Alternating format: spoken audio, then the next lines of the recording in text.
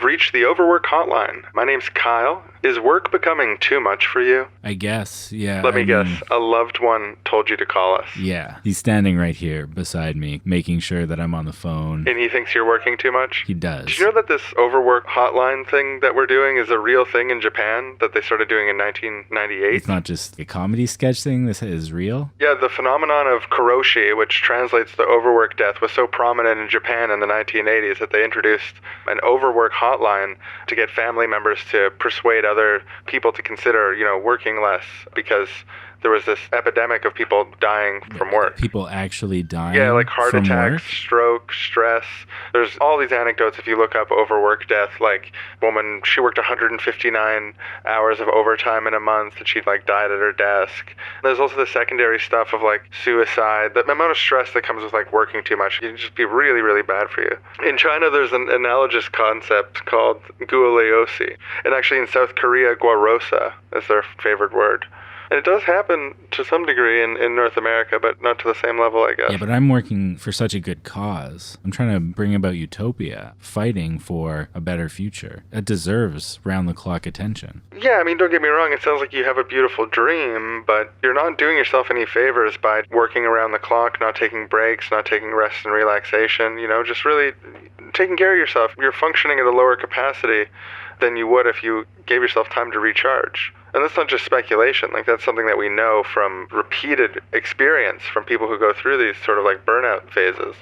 And your body has hard limits, man. It's good to try to change the world, but it's also good to make sure that you don't work yourself to death, literally. I do uphold the United Nations Universal Declaration of Human Rights, of which Article 24, as I'm sure you probably know, is that everybody has the right to rest and leisure, including reasonable limitations of working hours and periodic holidays with pay. That's part of what I'm fighting for, but I'm not taking that for myself. Yeah, gotta have unity between means and ends, man. If you want to bring about a utopian society where people are freed from the burden of work, to work yourself to death is contrary to that. But how can I take breaks when others don't yet have legally mandated breaks? I agree. There is such a thing as too much vacation to take, with so much injustice in the world as it currently stands. That seems true to me.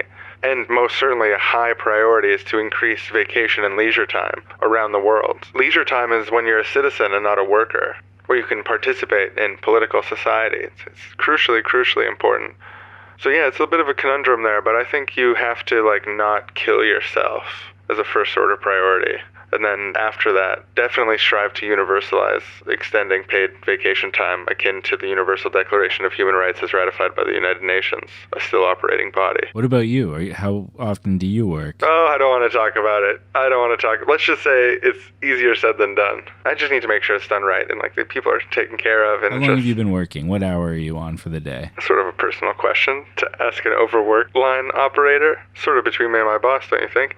Okay, I'll admit it. I'm on hour 9 and I plan to keep going. I've been helping a lot of people today. Feels great. Yeah, and you helped me. But maybe if you hadn't been here, someone else would have answered the call and helped me. Maybe they wouldn't have done it as well. Maybe they would have done it better because they'd be fresh, not 9 hours in.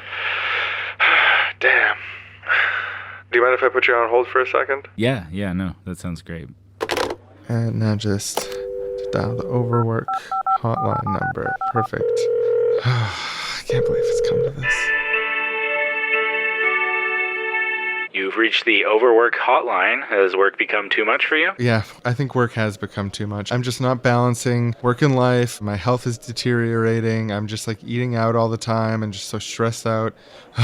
Someone told me I should call the line. Yeah, that's usually how it works. Someone who cares about you will say, hey, it's time. You've been doing too much. Actually, this guy, well, he did care about me. You're right. Hey, wait a second. I think I recognize your voice. Is that Alex? Alex? Yeah, it's me. It's me. Hey, it's Caleb. Hey, I'm waving at you. I'm just over. Oh, yeah, I see it. Hey. Oh, man, yeah. See you at lunch. Weren't you on the night shift? You should probably be off by now. Yeah, that's why I'm calling. Oh, man. Got you working a double. That's so ironic. Yeah, I guess it's sort of become a thing for me.